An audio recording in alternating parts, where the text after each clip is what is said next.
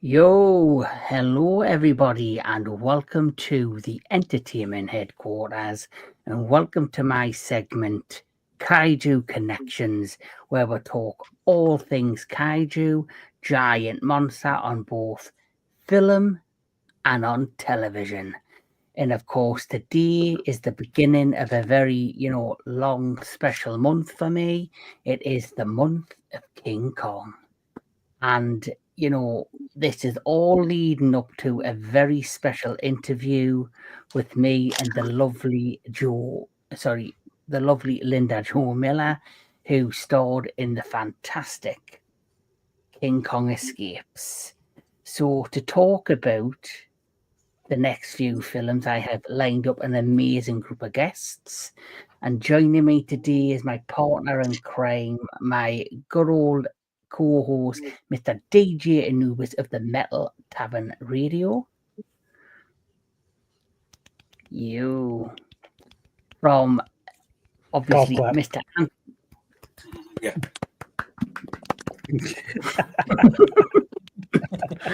And of course, joining us next to Mr. Anthony Jordan, we have, obviously, next to DJ, we have Mr. Anthony Jordan from Movies and Gaming.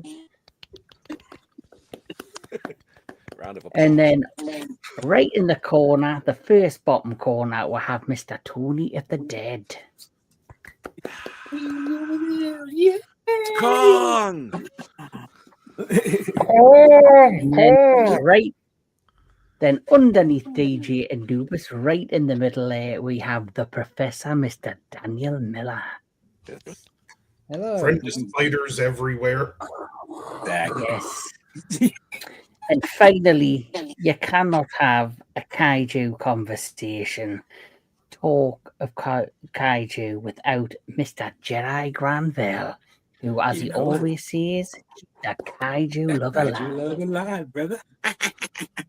Yes. Hey, yeah. Yes. So Like the now that Kaiju Brady Bunch. That's right. yes.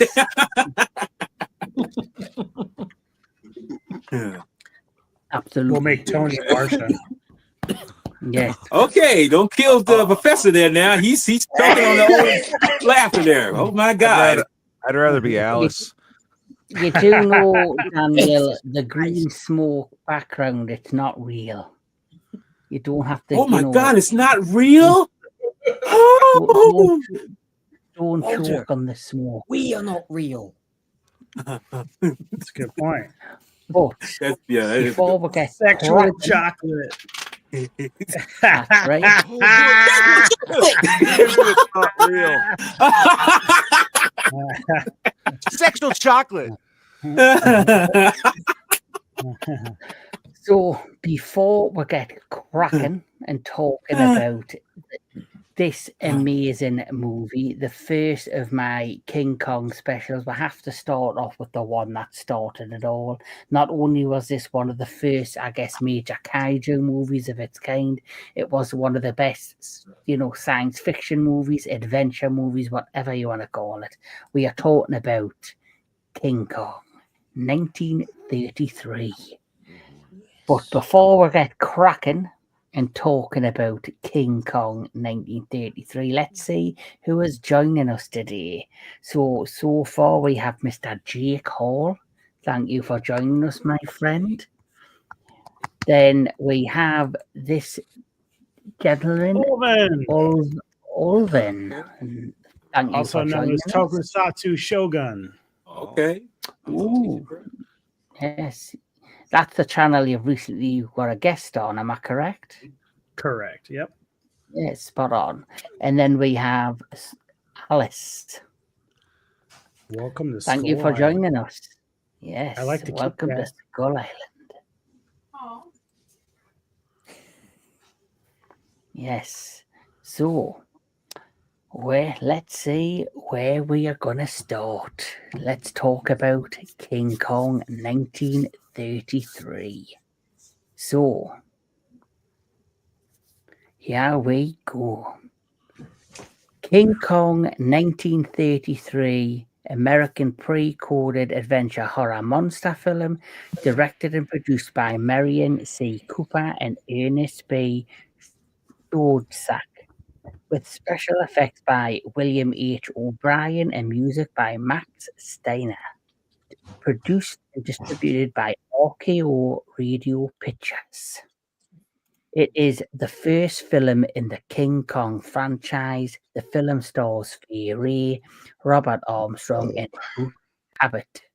The film follows a giant ape dubbed Kong who feels affections for a beautiful young woman offered to him as a sacrifice. So, as we always do with these things, let's start off by talking about our first ever meeting with King Kong, and we're going to start with Mr. DJ Anubis. When was the first time I saw this? To be honest, I think I saw this probably shortly after I saw the 76 version. So I saw the 76 version in the theater, the drive-in. So I probably went back and watched this one afterwards. And of course, it didn't quite live up to 76 because, 76 had done some different things, was more modern, and at the time was sexier than the 33 version. But yeah, I know I ended up liking it. I understand where the inspiration came from and like how revered the original was. Even going back and watching it now, like I was shocked at how many times Kong made human beings like toothpicks. Like it was hilarious. I was watching, it's like he was just like, tossing them away. So yeah, it was probably right around the late 70s when I actually saw it for the first time. And funny enough, watching it today was the first time I had seen it since then. So it's been many years since I revisited it. Yeah, I decided I had quite a heavy day yesterday at work. Was exhausted, so I made the choice to come in. I didn't even have anything to eat. I was tired, and I remember I just had a quick shower, jumped in my bed, had all the lights off, and I put King Kong on. And you know what? I felt great because it took me back to a childhood memory of mine. But before I talk about it, Mr. Anthony Jordan, when was the first time you remember seeing King Kong? This is the first movie I remember ever seeing. So I was probably around 3 years old. Like this is pretty much the reason I'm such a huge movie fan to this day. For a first movie you remember, it set a high bar. I loved it to pieces then, loved it to pieces now. Since I was a kid, I've learned more about the movie, like how this was the first original score movie to ever have its own original score.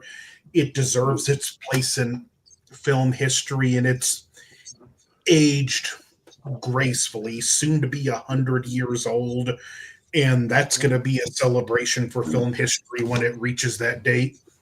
No, definitely. Mr. Tony of the Dead. Technically, the first time I've seen it was now, like for watching it for this, but I've seen the ending like a few times. But in its entirety was for this episode, and I watched about an hour of it with Shayna, and then I couldn't wait any longer. I had to watch it, but we were both like incredibly impressed with it. Like I'm like I don't even know how to do some of that stuff now, and they did it back then. It was just, and then you think about how hard it was to to do that back then compared to now because you have computers and stuff. Amazing. Like I was blown away by it. Absolutely blown away. Yes. Yeah, I think that's the beauty of this film for me is it takes you back to like the classic Harryhausen style before, Ray Harryhausen kind of made it all his own. This was the first kind of attempt at doing this, and it's still, it's still rememberable to this day. Yeah, Willis O'Brien was his mentor. Yeah. Oh, yeah. Mr. Daniel Miller. My first introduction to King Kong was when I was around 5 years old at the time.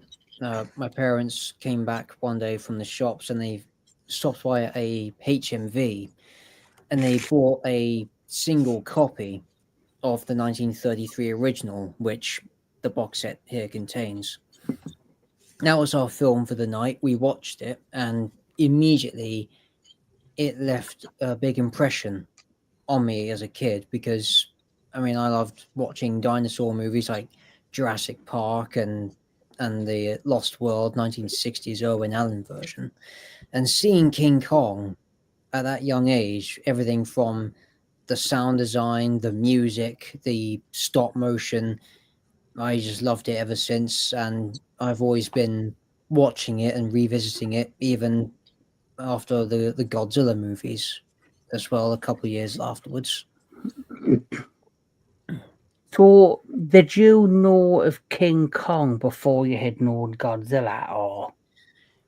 Yeah, I found out about King Kong first, then there was Godzilla, and through that connection, I found out about King Kong versus Godzilla, and the whole franchise that I was exposed to just grew from there. Yeah. Excuse me. Mr. Jedi Granville. Well, my tale of seeing or hearing about King Kong goes back to the 70s, of course. And the weirdest thing is, I would not see the 33 version until like in my late teens, because I saw the 76 version, you know, not when it came out, but when it came on television, you know, in an extended version too. But and the interesting thing is, Kong and Godzilla kind of came to me at roughly the same time, which was around 75. So they kind of were in conjunction with one another. And the interesting thing is, before I saw King Kong versus Godzilla, I actually did a little like comic strip version of them battling, but in Kong's actual 33 size against Godzilla's 50-meter size. And I wish I knew what happened to that strip. I mean, I kept it with me for the longest time, but unfortunately, time progressed and it gets thrown away. But yeah, I wouldn't have seen it till my late teens. And I thought when I recently watched it again, it was my first time. But then I realized, like, wait a minute, I saw Son of Kong at the same time that I saw King Kong. So I was like, no, I saw it's just that it's been such a long time since I seen it. And like I say, even before I saw the 33 version, he had a long-lasting effect on me, even when I was in my kid days, back when Captain Kangaroo and everything else was prominent back then, Wow. But Name yeah, drop. I mean, it was just, yeah, I mean, well, I'm old. What was that, Captain Kangaroo? Yeah, Captain Kangaroo. Yeah. Yeah. Never heard of I know. Captain Kangaroo. It was like a kids' variety show. Yeah. Wow. I really ain't ancient. But the fact is that King Kong, just like Godzilla, is a staple in my viewing of films and how I love I'm just an imaginative person anyway. So seeing something like that, seeing something like him or anything else, monster-wise, sci-fi, something enriched ingrained in me why I love films anyway, because I love, incredible storytelling, and King Kong 33 is no exception. It's very storytelling in terms of what it does. Yeah. Well, I'll tell you my first time I actually, this is very weird because me and DJ Anubis tomorrow on his channel, the Metal Tavern Radio, will be talking about a film that I really enjoy, and it's Sinbad and the Eye of the Tiger. And there was one particular... Wrong movie. Which one are we doing tomorrow? The Golden Voyage of Sinbad. That one you just mentioned had James Seymour. Now he's see- correct. The Eye of the Tiger is a great film. I'm not lying. Like Yeah. all the Sinbad I mean, I stuff love is Jane awesome. Seymour's scenes, so yeah. Well, you see, he has a little. This is going off track a bit, but you see, me and DJ and Anubis were meant to be doing another one of our joint cinematic synergy episodes on his channel, and I had spent all day. I watched this movie, and then it was about 10 minutes prior to it starting that DJ realized he told us that the movie that we were watching, and it was the wrong movie that he wanted to review. Wow. So I'm glad I said this live because I would have watched the wrong movie as well. Yeah. Well, hey, maybe you were meant to watch it. You know, you never know. Well, see, the funny thing is So- that he wasn't like totally off. Like, so he ends up watching the 7th voyage of Sinbad. And I Which I saw did that Voyage. day. We talked about it. So when I saw the Voyage, I said, okay, he's got the right one. But then when I went back and I go, oh shit, he saw the wrong one. So then I sent him the thing. So we had to reschedule. And so, Yeah. but at some point, we're probably going to do all of them anyway. It's just funny Yeah. that he kept getting it confused. Yeah. And then I'm glad I mentioned it because now he's corrected us again. So I know tomorrow I'm watching the right friggin' movie. Yeah. But going back to what I was trying to say is there was one Sunday afternoon and it was around the Easter period when I was a kid. And like always went up to my grandparents and they showed Sinbad, the Eye of the Tiger, and right after it, they showed the original King Kong. And I was blown away because obviously one's in colour, one's in black and white. And I really, really was fascinated with the whole idea and the story of Kong. And even though I was a young kid and I didn't fully take it in, I kind of understood like the love story between this giant creature that gains an affection for this woman. And I just found it such a unique story for its time. So, since we're talking about King Kong, let's talk about it. Or what does I love to say, Mr. Tony the Dead? Let's get cracking. Kraken. Yes, so of course the plot if Kraken. if Just pretend I have 8 tentacles. yes, Release the Kraken. Destroy August.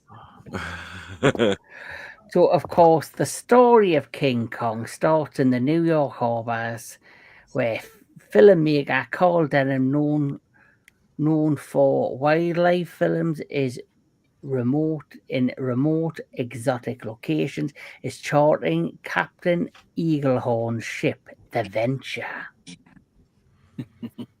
And for his new project, however, he is unable to secure an actress for a female role he has been reluctant to disclose. And of course, the female actress, as we know, is this beautiful lady. Fay Wray. Now, Fay Wray, I think, looks remarkable. Yep. And, you know, the thing with Fay Wray as well, the tragic thing is as well, is, you know, that the one role she'll probably, I know she's been in a few other movies, but this is probably the one she'll forever be known as, is the first kind of major scream queen. Yeah. And, of course, I felt really kind of, you know, sad when they were making the 2000 and it was a 2005 the Peter 2005. Jackson one. Yeah. The 2005 version. The Peter Jackson deliberately kept the last scene and the last line intentionally for Fay Wray, but unfortunately she passed away a week before the film was about to commence.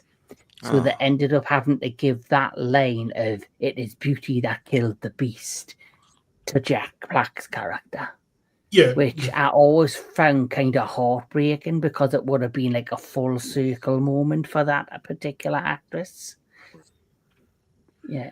I remember So, he was actually talking about that on the Blu-ray, and I think she always intended to do it, but her response was always, no, and like the last time she talked, she said never say never, and it was shortly after that she had passed away. Yeah, but I think she had agreed to do it, and I think Peter Jackson was going to bring her onto the set or wherever she lived. I think he would have made like a makeshift set for her to perform on, similar to what Peter Jackson did with Christopher Lee in the Hobbit series. He was too old and too frail to fly to New Zealand, so he built this set in London for Christopher Lee to perform his lines for the Hobbit, so he could at least make his appearance on that film, which I think also big up respect to Peter Jackson for doing that for these legends, you know. Hell yeah. So, Mr. Daniel Miller, would you like to carry on with the story? Yeah. Now, the opening of the thing, I always loved the opening proverb here. And lo, the beast looked upon the face of beauty, and beauty stayed its hand, and from that day it was as one dead. Which I always found, looking back at it now, rather poetic and I was somewhat just going to say foreshadowing. poetic. Yeah. Yeah. So yeah, we see Carl Denham.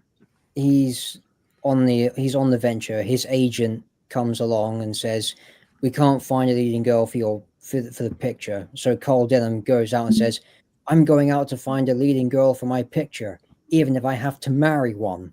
So now he's walking the streets of New York and he's looking at these women who are, which I think, I mean, if I remember correctly, I think that they're homeless and they're entering a shelter because they're out of work and they've lost their jobs and their homes. And of course, he's not getting anywhere until at a food stand in the streets, he comes across Fay Wray playing the role of Anne Darrow about to steal an apple. And the man's like, "I catch you, you stealer. Now I call the cops. You'd like that, wouldn't you?" So Denham comes in, saves her with a quarter, takes her to dinner and explains that he's a filmmaker and he's going to make her this rich, wonderful, well-known actress if he stars in the movie. And he's on the level, no funny business. They then get on the ship. And it's Carry on, Daniel. I'm just heading to I'm just about to do something. You carry on. Whole thing. They're gonna go take a poo in the loo. Yeah. He's gonna go fling some poo. Yep. The loo is a very English term. Yeah. Now, on board the Venture, just as she departs, we're introduced to Jack Driscoll, who in the original version is one of the ship's hands and is second in command to the captain, Captain Anglehorn. And it's one of those accidental meetings where Jack is gesturing, "Go on, throw that thing over, throw the line down," accidentally catching Anne with the back of his hand. Then it's like, then we have that famous line, "I've never been on the ship before. I've never been on one with a woman before." So, of course, that's reflective of the time. And, of course, they set sail. And it's then, during this montage, we're introduced to characters like the cook, who has a pet chimpanzee with him. And he's, or it's a monkey. I forget which one it was. But he's sitting there carving potatoes. And I ask him, "How many potatoes have you carved?" And he's like, "I've carved 2 million. And it's that little interaction between characters I always enjoy in movies, especially in adventure movies like King Kong, which in some ways feels like a retelling of The Lost World, but does it in such a way that it's fresh and unique and just as impactful and classic as that movie. Oh, absolutely. The great thing about this thing, right at the beginning of the movie, it's all shrouded in mystery. Yes. So you've got Carl Denham, who's like basically, I think in the one with Peter Jackson's, they kind of make the Jack Black version of Carl Denham more like they try to make him more like a con man, like a like a trickster. More like a lead. Yeah. like how he's trying to like, you know, trick people into like giving them a boat, into giving them spending to make the money. The movie, where this version of Carl Denham, he's very much shrouded in mystery. So of course these are your three leads that are in the movie. The main, I would say the main three to look out for in this movie. Of course, you have, you know, Fay Wray, Robert Armstrong, and Bruce Cabot. So them three are your main stars in this movie. Like you see, Fay Wray plays Anne Harrow. Robert Armstrong plays Carl Denham. And then, of course, you have Frank Reacher as Captain Eaglehorn. And I always found like the dynamic between the three characters very interesting. You know, so Anne, which part have you gotten up to? Sorry, you have to leave the room. I was sorting the cats out. That's why I had to leave. Right. Okay, we were up to the part where they're on the boat and interacting with the cook, and then it leads on to her first screen test on the deck. Yes, this shot. Yes. Right. So obviously they're sailing out into the sea. They're testing the footage, the camera footage, they're testing the scenery, but they still have no idea where they're going. There's no real direction. There's all mystery surrounded, and the men are starting to get kind of concerned. And suddenly, Carl Denham, I believe, brings up the idea of this island, and that they're heading to this strange island that no one seems to know about. And eventually they come across this island, which just looks absolutely, you know, crazy as hell. It looks old, it looks ancient, it looks like from a foreign land. And obviously he shows the map. Well, I cannot remember in this one. Did he ever explain where he got the map from? They explain that in Son of Kong, but it's left ambiguous here. Yeah, that's one thing I remember. Like they don't really explain where he got the map from. No. How he came across the map, or how he, you know, so he reveals that the destination is to the uncharted island with a mountain the shape of a skull, which he amply names the mountain Skull Island. He alludes to the mystery entity known as Kong. So he kind of mentions him, but he doesn't really put much detail in of who this Kong entity is, which kind of, you know, some people are nervous. Some of the crew are nervous about him. Some people just think it's like hocus pocus. It's a joke. It's like, oh, what's this crazy, you know, con man up to now? And, you know, there's all this mystery about him. And then, you know, the crew arrives in the anchor offshore near the island. The crew then suddenly start exploring when they then first meet the islanders.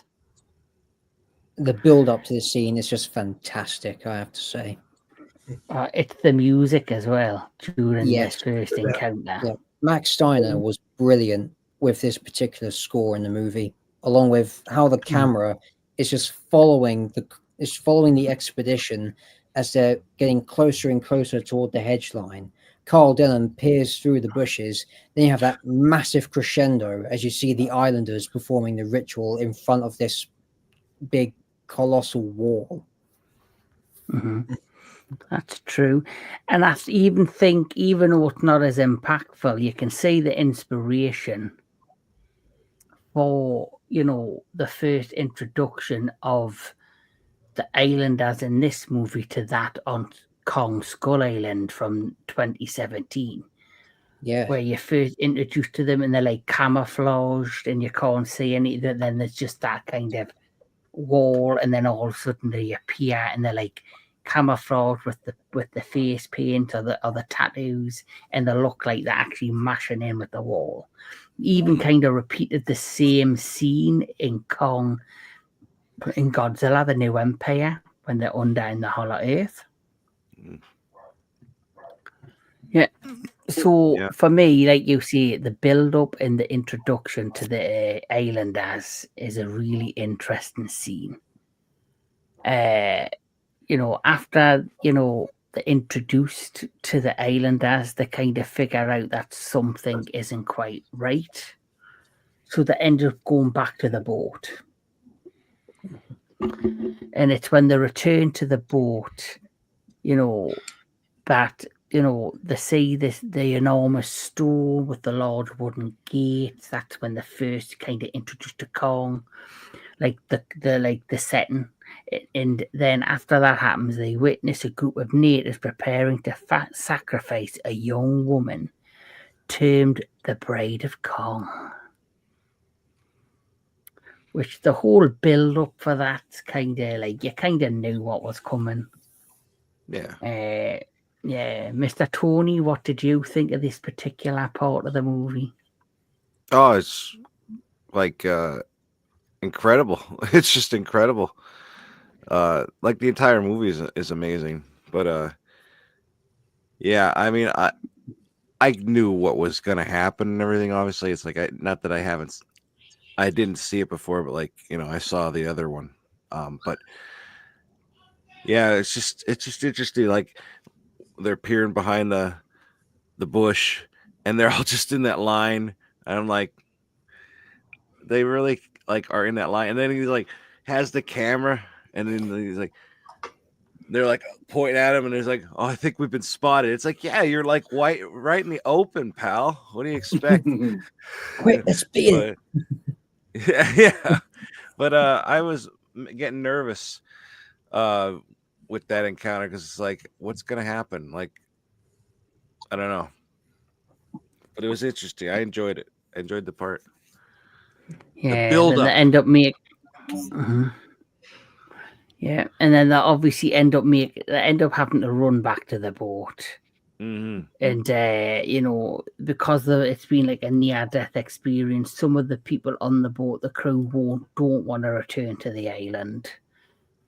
And some of them, like in Calden and staying like, we've got to go back. You've got to go back and make this movie happen and all this stuff. And it's like crazy. There's like a divide among the crew. But in the end, they have no choice but to return to the island because during that night, unfortunately for Anne Darrow, she is taken and kidnapped to be the next bride of Kong. Which, you were kind of knew this was going to happen. And then the next thing you know is, hello. She is chained up. And I particularly love these scenes, especially the tenseness, the build up, the drama, the drums, the fire, and the kind of that atmosphere waiting for this Kong to show up. Yeah. And think too, like, contrast this to Dracula 1930 from just a few years earlier. We have the first sound movie ever made, and look how much filmmaking has advanced in less than 5 years. That's right. Yeah. Because in the orchestra house in Dracula, there's not a single piece of music throughout the entirety of the movie other than the opening credits, the orchestra, and the occasional bells chiming toward the end. In King Kong, there's a full soundtrack accompanying the movie. And like I said, the first original one ever written. Yes. Just so once again, Kong, this movie is making movie history.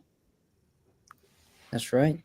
Yeah. And I always remember the build up where she's tied and Denham's wanting to find her, but he doesn't really care about her. He's about wanting to capture as much footage to make this picture. And then you're finally introduced, you're finally introduced to Kong, who comes out of nowhere to pick her up, and that was nightmare fuel for me. Right? Nothing like a spider, though. That smile. Hello. I have some relatives that were old enough to had seen this in theater, and they had said like people actually screamed at the reveal. Oh, really? Wow. The funny thing is about the reveal of Kong is that they had the budget where the full, close up of him is a full Animatronic mock-up. Animatronic, right? And of course, the rest of it is, stop motion. But I mean, they also had the full size hand.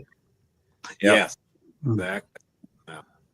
So they went all out. They make sure that Kong looked realistic, even with the technology of that time. It's impressive even now. Like it's even the part where there's the her in his hand, and then it's him pulling her dress off a little bit, like later on in the movie, and he's the stop motion, but this is the green screen part of it. It was just done so well. That's why I say I like that. What they would do to get that dense look to the jungle, some of the closer up plants were actually made and cut out of metal. Then they would have matte paintings, which were painted glass, and you would have one in the background, and sometimes you would have one or two in the middle ground, and between the actors, Kong, whatever, the prop plants and the layered matte paintings, it just looked like this jungle went on forever in the distance. Yeah. That's right. That's really That technique has even been used before in 1925 with The Lost World, when the Challenger and the Expedition are interacting with the dinosaurs. And surprisingly, that technique has been used for a really, really long time, right up until the first use of computers in filmmaking. And it's still used occasionally now.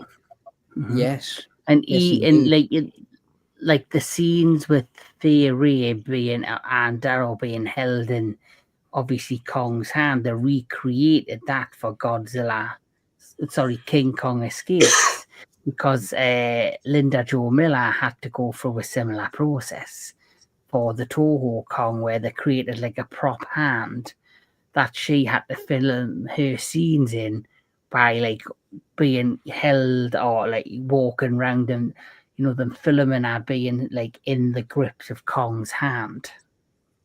Well, don't forget that with King Kong versus Godzilla, the actress Mia Hama, she had to do that similar thing. They did it. They made a large size King Kong hand when he's in Tokyo and in Japan, and he's got her in his hand, and they did that same similar thing. And it's kind of funny because she would be in King Kong Escapes a few years later with Linda Miller, which is kind of ironic because she was in a film with Kong and she's in another film with Kong.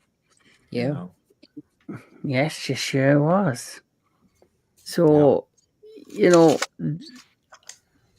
Anne's been kidnapped. Kong's now got her in the hand. He then takes her away, and straight away, after she's been kidnapped, Denham and the crew want to chase after. So I let you all know Godzilla won Best in that Film Award. Yep, sure did. And also Monarch Legacy of Monsters actually won Best Television Show as well. at the Oh, SAG really? Awards. That's good. So Good for them. Godzilla has won 2 more awards. Sorry. See? So yeah, I'm sure it won something like Best Adventure Show, something like that. So Godzilla once again is on a high. Yes. So I forgot where I was up to. We're talking about monkey. So we're Yeah. talking Yes, about well, the monkeys in the monkey. Yeah. Gorillas in the mist. Yeah, so Kong carries Kong carries a terrified Anne away as Denim, Jack, and some crewmen give chase. The men encounter, though, in the meantime, living dinosaurs. And this is what blew me away because, like I say, you didn't know what the film was about, especially as a kid. I was just in awe of it because, like I say, I seen Simba, Eye of the Tiger just prior to it, which was Ray Harryhausen at his best. And then right away after, you've got this other movie, Black and White, with Kong. So I get introduced to Kong, and I just think it's an action adventure movie about one thing, this giant gorilla beast that's kidnapped this woman. But then you realize it's a lot more deeper because then you're then introduced to all the other creatures on the island, which it's not just about Kong now, it's about the inhabitants of this amazing, land before time, from an forgotten world island, which made the story and the whole landscape even more fun and fascinating for me. So you were introduced to this creature, which is like basically Nessie of the island. The behemoth. Yeah. Yeah. Yes, the behemoth. Yes, and then I think there's a scene where he fights the Tyrannosaurus Rex. Yep. Yes, that's a famous scene there. Yeah. That's awesome. This scene is just awesome. It's epic. I really like That's before that. when its back's facing towards the camera and like you can see the tail swishing. I think that's just such a great stop motion. Right, yep, there, right there. There he is. Yeah. They reference that tail motion in the Peter Jackson movie. Yeah. They did. That other creature later on too that wraps around his neck, the motion of his Theosaur. Yeah. Show that again. What, the tail creature? Ooh. Oh, that. Oh, you mean what Anthony's doing? Sorry, I'm That little. Sorry. Yeah, what they ultimately based the skull crawler off of. Yeah. Yes, I was just about to mention. So obviously they go chasing after Kong. They have to get through these other creatures. There was one thing I found hilarious, and I don't know if you think this as well or it's just me. I watched this like I say last night. The scene where the Brontosaurus with the long neck is chasing after them. Yeah. So it's got a long neck, it's tall, it's all this stuff. Some of them run into the jungle. What does one person do? Climbs the tree. Yeah. I was always perplexed by this as a kid because I was reading tons of dinosaur books. It's like, why is a Brontosaurus eating people? I thought they ate trees. What's going on? Yeah. Well, that's the thing is that these are Skull Island Brontosauruses. Realistically, though, even deers, which we think of as herbivores, will occasionally eat meat. So I don't think it's out of the realm of logic to see that something like as big of a Brontosaurus would eat smaller living creatures that it could fit in its mouth. No, they're herbivores. Same with Stegosaurus. Well, they say that bomb a Stegosaurus and shoot it in the eye before moving on. Right.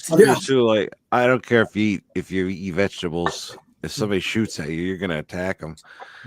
That's the funny thing. Actually, the Stegosaurus though actually attacked them first, which is not accurate either. Did it? I thought they shot at. I was gonna say, did I he don't shoot know. at him? Well, they were would have shot they at were it trying anyway. to stay quiet, and then they once it started charging them, that's when they started throwing shit and He was firing at curious. He hasn't seen, Human being. But people out there for a long time. Like, hey, what's going? Oh my God, they're shooting at me.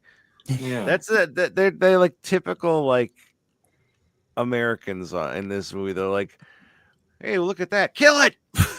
right. That's Really, exactly what it kill was. it. It's like just kill this Yeah. damn thing, you know. It's like, Shoot at it. and then when just- it's down, then they just shoot it again. It's like, yeah, get him, pop him. It's like, bam. It's like, really? And they go, and it's like I felt bad for it. Yeah. Oh I my always goodness. liked the little touch where the camera's following them as they're moving past. Yeah, I And love that. I like Yeah, that. and That talking tracking. about it's something from the dinosaur family. Then they get to the tail; it's still alive, and it just has this. It acts like a rattlesnake's tail, where it's doing its last little death twitch before it Yeah. finally keels over. And that's And one then thing I the really guy like. makes a clip like, "Oh God, I'd be hate to get swiped by that." Yeah. Yeah. Yeah.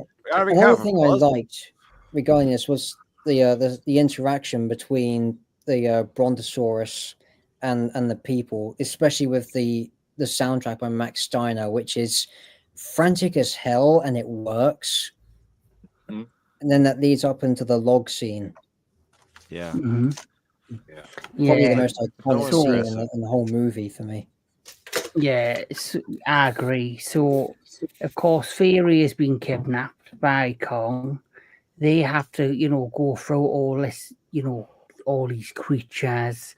So, Jack and the crew men of the ship, the men encounter living dinosaurs. They manage to kill a charging Stegosaurus, but are attacked by an aggressive Brontosaurus. Eventually, Kong himself, leaving Jack and Denim as the only survivors.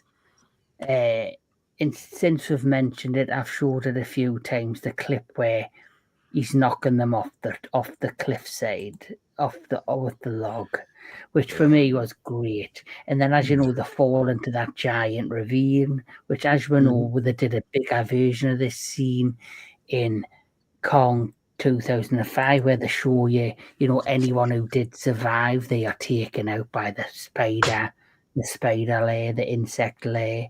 Yeah. But as we know, Kong has become an icon, and there's many versions of this film.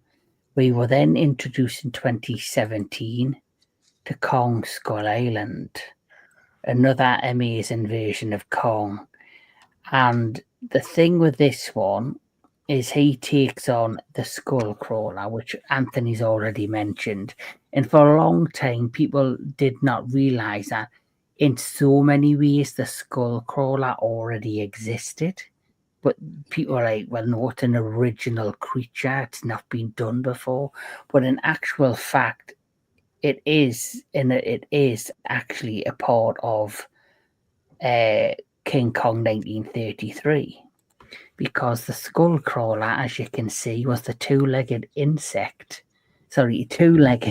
lizard that was climbing the side of the cliff while he was standing there, hissing and all that, until Kong. You even see there's a scene of Kong going like that with his hand to try and grab the, and the lizard sees Kong and kind of crawls back down. So, this is the original skull crawler, which was known as the two-legged lizard from 1933's Kong Skull Island. Sorry, King Kong. So it just shows you the impact and the influence that this film has continued to have. That just when you think you know everything, you can get these odd little surprises that you don't really think about. Because if you think about it, way back then in 1933, the two-legged lizard appears for maybe a split couple of seconds. And then a director, many years later, sees that one creature and it infinitely influenced him to create the skull crawler, which, as you know, the skull crawler is pretty fierce. I guess this just proves right here that how more innovative they were back then because given the technology they had at their hands, they can only do so much. But someone was influenced years later and say, let's beef this thing up a little bit, because I really did think that was original design, for the 2017 Skull Island. I'm like, wow, I mean, go figure that it was influenced years before from something else, and that really shows right there how much this film has been such a influential, take on other filmmakers, and how they take something from that and say, let's generate something of our own. But in a sense, they're only copying what was there or wasn't used for certain parts, Yeah, like the only reason I knew about it is because I watched an interview with the director of Kong Skull Island, and everybody knew he was fighting some sort of creature in the trailer. And when he was getting asked about it, he actually said straight away, he goes, he had so many different ideas and designs for different creatures for Kong to fight. And then all of a sudden, he mentioned he'd watched the film a number of times, the original 1933. Then during, I guess, pre-production, one night he decided to switch it on. I was watching it, and as he was watching it, he just remember seeing the two-legged lizard climbing up the cliff.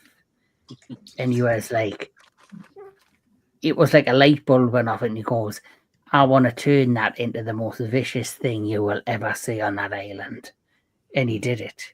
So Yeah. it just shows a creature that was in the film for 2 seconds became his main influence for the main villain on Kong Skull Island 2017. Crazy. It is. Yes. But it just shows you can be influenced by, all sorts of things that when you think of the skull crawler, you are probably like,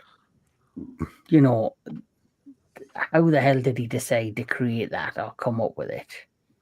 Yeah. And then something so simple of watching the film again and just seeing that was his main influence. So anyway, after the death of those, after that, Kong slays a Tyrannosaurus Rex to save Anne. And my favourite part about that particular scene is, like you say, the death of the Tyrannosaurus Rex. It's when you see Carl Denham to go past the Tyrannosaurus Rex, and you see the bloody mouth, and you see it lying there in pain, but you can see that it's still breathing. Yeah. As there are birds flying out, feeding on it. Yeah, and then you see the Tyrannosaurus Rex take its last few breaths. Then it stops breathing as they pass. And I just thought, for a film made in 1933, that for me was so much detail that, from a movie. That the director way back then thought, right, when you walk past, I want to show the aftermath of the fight, and the Tyrannosaurus Rex is still breathing, but it's taking its last breath. You would never have thought of that years down the line, but now that I've seen it and I watched it again, I appreciate it even more. The detail in the film. That breathing effect, you know how? Yeah, they had hose. Yeah. There was actually a football bladder inside the armature with air being pumped and then sucked out of it. It's the same technique that O'Brien did for the dinosaurs in the Lost World. He reincorporated it again into that scene with the Tyrannosaur lying there dying, which is incredible attention to detail in both of those movies. It's kind of surprising how gruesome some of these movies were before the Hays Code became a thing.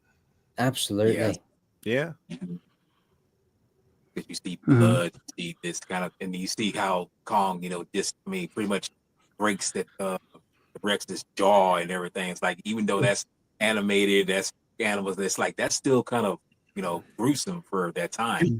If you look closely at the T-Rex fight, there were some scenes where, like, the armatures to help them stand better, they had like needle-like pegs in the feet to stick into the set, and there's some shots there where if you look carefully, you can see the pegs sticking out of the bottom of Kong's feet. No. He was real. No, no. In fact, I'm thinking that I was looking back at it. I mean, I think it was like you can visibly see like wires or something like that connecting to either the Tyrannosaurus Rex or even Kong sometimes in some scenes. The last time I seen wires on any kind of kaiju or anything in a movie is that particular scene in Godzilla versus Mechagodzilla, where Mechagodzilla is attacking the city for the first time. You see him swoop around and you can actually see the wires. You see the wires carrying the prop around. Yes. And I thought that's the first time I have actually realistically, visibly seen the prop wires, and it destroyed my imagination. Yeah. Even though it just encouraged my imagination because it's like it's not real, but it's helping the visual thing. Yeah. Another like fun fact, like RKO, they didn't like the way you could see Kong's hair moving, and that was naturally from the stop motion because you would push down on it, move it a little, film, and they thought it looked bad, unrealistic, and like critics and newspaper articles were like so realistic you can actually see the hair on the ape stand up in the studio. Execs were like, well, yeah, that's what we were going for. I like it. I think it looks cool. So for me, what you've just said there sounds absolutely stupid. That the creators of this movie were trying to make it look as real as possible, and you've got these studio executives complaining about something that's making it look more realistic. Yeah. So in their mind, what did they want? Did they want him to look like a plasticine fucking dummy from Wallace and Gromit? I guess. Maybe. Did they want it to look like a cartoon, or did they want to try and capture an audience imagination and actually make them really appreciate filmmaking?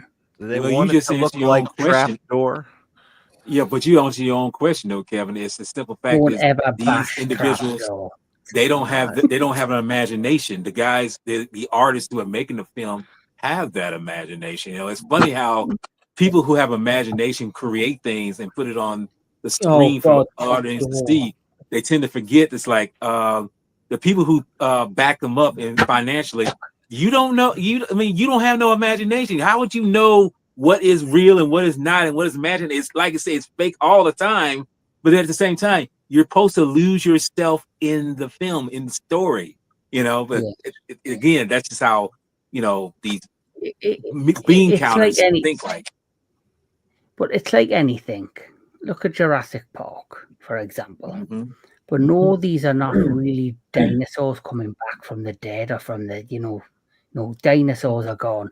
But they use paleontology, they use real education, scientific facts to try and make these things become across in the most realistic way possible. So you do get a sense of what these creatures might have potentially been like if they really existed. It's the same with the Godzilla movies. We know the size of them. They know it's massive. But one thing I love to see, for example, Godzilla -1, because of the size of these creatures, because of how big they are, every time Godzilla took a step forward, he would crack the ground beneath him because of his weight. That, for me, is realistic. Adam Wynyard was so impressed and inspired by that. He went back to Godzilla X Kong: The New Empire, and there were certain scenes with his version of Godzilla, wherever Godzilla were to make a step, the ground would crack beneath him. Because he thought, how realistic would that be, and how realistic is that when it comes to filmmaking? Because if you had a creature in real life of that immense size, that's what would happen. The ground would crack beneath its feet. Yeah. There's an unspoken agreement between the filmmakers and us, the audience. If they present us with something fun and entertaining, we will meet them halfway and suspend our disbelief about it. Yeah. Agreed. Like, that's what I like. Like, I like films that, yes, the science fiction or whatever, yes, we know it's not real, yes, it's just fun entertainment, but if they can add a bit of believability, it just adds for me more to my imagination. It makes me go, right, if that What thing was clip was he really asking alive, for? What's that? Does anybody know what he's Oh, talking yeah, about good. here? From your Oh, he was YouTube. talking about. I can't remember. We were talking about something, and she wrote that. I can't remember what you were saying though. It was a couple minutes ago. I don't know what clip he's referring to. Right. Let me know in the comments below what clip you're talking about. But going back to the story, after like I don't mean to say, cut you off. when all That's these things are that's Rupal go ahead. from my channel. There, I have this streaming on my channel as well, and Rupal's one of my subscribers, so she's okay. in the chat. Nice Not to a meet man. you, Rupal. Thanks for Not a joining man. me. That's not her picture. But she is from England though. Oh, okay. Oh, Cool. nice to meet you. Hello. More Brits, you're more than welcome. We're gonna conquer the world, Daniel. Yeah. Yeah, for a long time, You just British tried kaiju that, fans didn't have you? been overlooked, but now we're going to rise up. You Well, don't you want to never come over know. here. Kaiju Connections could become the premier connect channel for all British kaiju fans. Yeah. Yes. Yes, we're gonna make it happen. So, where was I going next? So, I think I was quickly finish off. So, yes, we know these things aren't real, but adding real science or real facts or real thing, it just adds to the believability factor and it adds to your imagination. Yeah. But anyway, so after Carl Denham and that go after her, Anne's been taken to Kong's mountain lair. Anne is menaced by a serpent like can you say this word, Daniel? Alasmorosaurus or something. Alasmosaurus. Like you said it. I thought it was a plesiosaur. I'm not sure how to pronounce that one. Yeah, it Oh, is. that I think is I It is a mentioned plesiosaur. both. It's in the family of plesiosaurids, which are marine reptiles that lived alongside the dinosaurs. Yeah. Clitosaurus. Plesiosaur is that what they kind of based Nessie off of. I was thinking more Yeah, like a but- salamander, a very giant salamander. That's what I was thinking of. So, In fact, a lot of people have speculated that Nessie is in fact a plesiosaurus.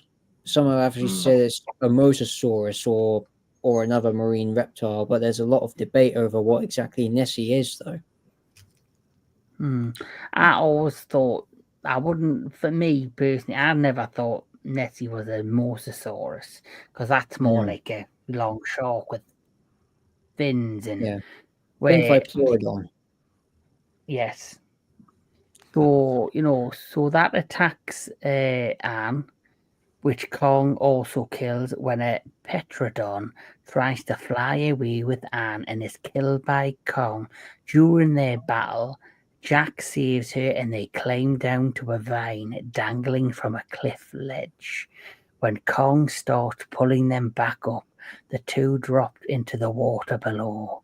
They flee through the jungle back to the village where Denham, Eaglehorn and the surviving crewmen await. Kong, following, breaks open the gate and relentlessly rampages through the village.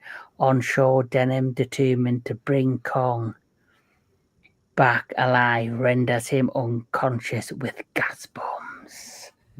Now, that whole sequence is just an adrenaline rush. Yeah. From when the moment he comes and he breaks through the gates and he finally subdues Kong, and this for me, even though it's heartbreaking the second half of the movie, this for me is where the film had a massive shift. Don't know how you feels about that. Yeah. I agree. Yeah. Taking it from the island to New York, it Mm-hmm. felt like two movies. I felt. Yeah, it felt like an original and a sequel all rolled in one. Yes. Yeah. And of course, Yeah. people know Millionaires, what. boys. I'll share it with all of you. Also, to keep with the whole Beauty and the Beast theme of it, I love the fact that we've seen him dominate everything on the island, and he's brought down by something no bigger than this. Yeah. Yeah.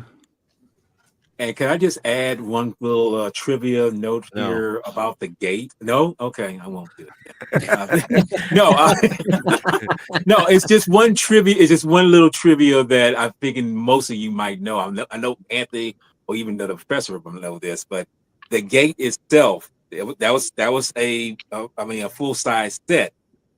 I'm assuming you know exactly where it was last seen in the film that got destroyed in. Do you know? My bedroom. Yeah. Wow. Well, you're close. No, it's actually a scene in Gone with the Wind where Scarlett and Clark Gable's character are in front of this burning, because the land is burning and it's supposed to represent one of these big mansions, and that's actually the gate set burning down to the I ground. gotta watch that. Oh. Yeah, that's actually the gate itself burning down, giving this last hurrah, to cinema, infinity, because it's like, say, hey, we got this prop, we might as well use it, so they took it and set it on fire, and what you see in the film and Gone with the Wind that's it, that's just, yeah. So I just wanted to throw that out there. Since you mentioned them reusing the prop, like RKO was like known for doing that. Like another way they helped to offset the cost for this movie, they also filmed a movie called The Most Dangerous Game that reused a lot of the cast in a lot of the sets, so they almost got two movies for the price of one. That's right. You often find, though, back in the day, to save money, they used a lot of stock footage from previous films. I know they did it with Toho, a lot of sequences where you had a jets attacking the kaiju. There were previous shot footages from previous movies to try and save, to save money. And it was a common practice back in the day for film studios to do that. It was more abundant in the early 70s, especially because Toho was on certain limitations and everything, and you definitely see it definitely in the Godzilla versus Gigan, and of course Godzilla versus Megalon. So I was gonna just say Godzilla versus Guy, especially the scene with Anguillus, where King Ghidorah lifts it up and drops it. Because if you know how you can tell that's a repurposed scene in that particular film, because if you remember the scene in Destroy All Monsters where King Ghidorah lifts Anguillus up and drops him to the ground, it's daytime. But then in the battle scenes in Godzilla versus Gigan, they're shot at night.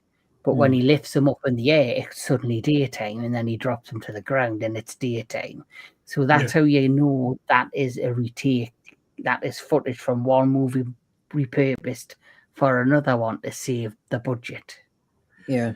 They did try to change it slightly with a dark blue filter, but you could tell that there was a daylight setting on the studio lights. Another thing, the Gamera movies, especially toward the end of the Showa era, were notorious for reusing whole scenes of stock footage just to pad out the runtime. Well, is it Super Monster Gamera or something? That whole film is just... It's a clip show. Yeah. Well, it's the same with All Monsters Attacks.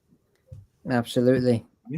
That was basically studios trying to save a quick buck and to try and make more money out of used footage and try to, con the audience that it was a brand new movie.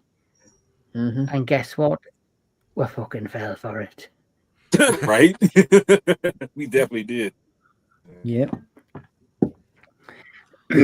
Yes. So next up, Shackled in Chains, Kong is taken to New York City and presented to Broadway theatre audiences. It's King Kong, the eighth wonder of the world. And you know, King Kong, eighth wonder of the world. For me personally, these scenes for me were a mixed bag, I'll be honest, because it's a mixture of torture, animal cruelty, exploitation, and all of that stuff. I'm an animal lover, so even though, yes, we know it's not real, you still get hit in the feels when it comes to things like this. It's interesting because this is the thing I realized, looking back at that, the simple fact, I mean, yeah, it's a movie, you're just supposed to fall into the imaginary point of it. But the simple fact is when he's on the island, you feel his environment. He's living his freedom, he has freedom here. Here, he's in an alien world, basically. He's in, well, basically human civilization, and anything that humans touch, I'm sorry to say, I'm just going to be critical when I say this. It seems like with humans, anything they touch that's precious, that's been given to us by the higher power, it's like we just take it and just, use it, to the brim of just destroying it and exploiting it and just, ruining it, and I feel like this is something here, really, when you see him in shackles, and he really is, you feel some sense of sympathy for him, it's just that he is being exploited here, and I feel that's a lot of films that do that show, animals or anything particular that has a life, has life breathing in them, have intelligence, taken advantage of and pretty much done to them like that. Yeah. Yep. So the next few scenes are Anne and Jack join him on stage, surrounded by press photographers. The ensuing flash photography causes Kong to break loose as the audience flee in terror. I And just wanted to point Anne out is that the Mothra movie used a similar thing with the twins when they were exploiting them. That's right. For yes, profit as well. So. yeah, very much had to be influenced by this movie. I don't know about like all that, but I know that in Silent Night, Deadly Night Part 2, they use a lot of footage from the first one and the second one, so I get what you're talking about. I understand. Yeah. It's like yeah. I Just wanted to add. I just wanted to say I know what you're talking about. Another movie that I definitely picture. Yeah, What's another that? movie. Yeah, let them roar. Go on, it makes Daniel. a small picture. Another movie that I find is definitely influenced by King Kong, especially these scenes with, taking Kong to New York City. Yeah. And having him being exploited and used to make profit in many ways is Gorgo. Yes. When Gorgo, the baby Gorgo, is taken to a circus and is being used to make money and being exploited at the Dorcas Circus. And, it's all the owner of that is just thinking, right, I've got this creature, I am going to make a fortune. And as we know, in another thing that is the biggest influence for this and the most influential movie from the 1990s, even Jurassic Park. The Lost World. Because Jurassic Park. Yes. Well, Jurassic Park and Jurassic World mostly because, as you know, they've taken this creature out of his inhabitants. They've placed him in a foreign area, and they put a few shackles on him, and they just assumed he can be controlled and contained. Now, when it comes to Jurassic Park, you've now cloned ancient creatures where you haven't fully studied them. You don't really understand the habits or the behaviors. And when all hell breaks loose, it's all on them. Yeah. So, it truly has influenced more than one movie in one subject. You know, you Mhm. could even say the same for another sci-fi series, Deep Blue Sea. Yeah. Yeah. I mean, Yeah. it's to a degree it is, but they're doing it for, the so-called healthcare of individuals because they're trying to cure Alzheimer's, but Yep. Mm-hmm. it got out of hand. Well, Yeah. if as you know, Walter, you yourself and myself, and even Anubis, the three of us have done a trailer reaction for the brand new Jurassic World movie Rebirth. Now, if you read the plot synopsis for that movie states that they are taking the DNA from the three biggest creatures on this mysterious island for medical research. Now, straight away, that's influenced by Deep Blue Sea. Yeah. Yeah. If you look at it that way, so it just shows you it's not an original, like what I said in my trailer react, it's not an original idea, but as long as they can do it in a certain way to make it feel fresh and give the new Jurassic World taste of the original that finally makes the dinosaurs scary again, I'm all for it. How Well, I about think a that's the thing. Go ahead, Chris. how about a straight up dinosaur horror? Like no use this for making a cure or whatever. Just give us a straight up horror nightmare fueled Well- dinosaur attacks. Well, Didn't they they try to also Carnosaur. do getting that another. with Carnosaur. 65? They I'm thinking did in the book. 65 that It's came out a hell of a recently. lot more scarier. In the book, it's a hell of a lot more scarier. But we also later on this year we're getting that new dinosaur movie based at Vietnam where they come across a uncharted area, the jungle that's housing dinosaurs. That's right. I ain't heard That's true. I forgot the name of it, but when that hits, I'm hoping that's gonna be the dinosaur horror film that we all have been waiting for. Okay, I didn't know about that. I'm more intrigued about that than I am the new Jurassic movie. I I was gonna say, agree. yeah. I didn't think even see the in last Star Jurassic Wars- Park movie. You didn't miss it's all much. Well, you're not missing much. The only good thing is really that it reunites the original cast. Oh. Yeah, that was like their highlight. That was Mhm. about And it it. didn't ruin them, unlike It- Star Wars did. It's classed as a legacy sequel. Yeah. But getting back to Jurassic Park. Sorry, Get back to Giraffe. Get back to Giraffe. Get back to your ass. There you go. maybe later. But right now we're getting back to the big old gorilla. So where the fuck was I? See, you're talking about my ass. I got distracted. I think. Oh God. Yeah, I think we're at no. He's been taken He off was the about to island. escape because they took the pic. He's chained up. Photography. Yeah. Okay. Yeah, so he's had the flash photography causes Kong to break loose as the audience flee in terror. Anna's whisked away to a hotel room on the high floor, but Kong, scaling the building, reclaims her. He makes his way through the city with Anne in his grip, wrecking a crowded elevator train, and begins climbing the Empire State Building. Jack suggests that airplanes shoot Kong off the building without hitting Anne. But by the way, I think that's the most stupid idea. Right. Right, I want to save this woman I'm falling for, but I guess what? We'll just fucking aim planes at her with guns and hope we don't hit her.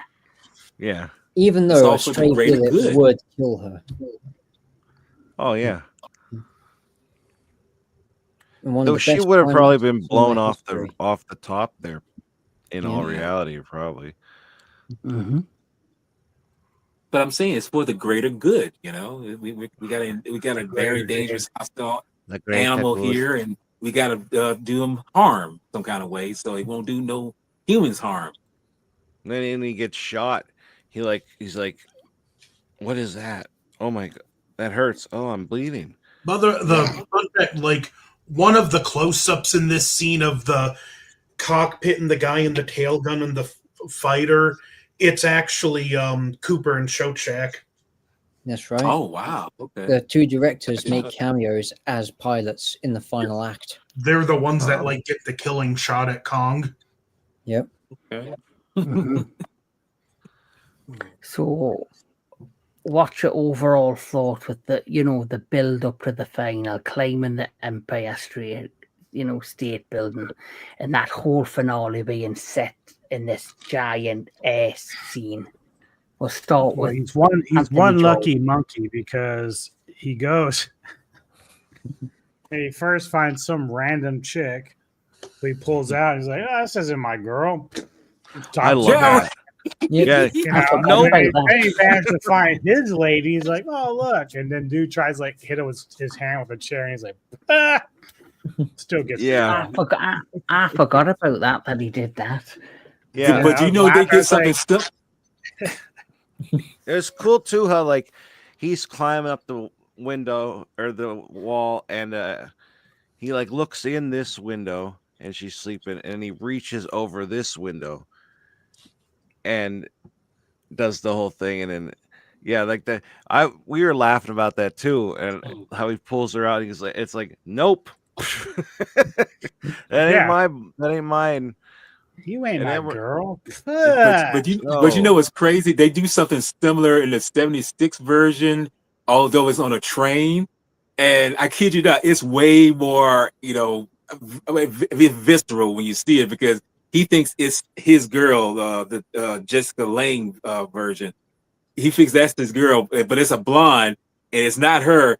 And he just like that, just tosses her. I mean, don't even think about twice. It's like, that ain't her. It's like, boom. It's like, damn, dude, you just. Then in the Really? Peter Jackson one, he was doing it left and right. They really overplayed it in that one. Yeah. Oh, did I? I have to rewatch that one. Yeah, like he grabs one girl. Nope.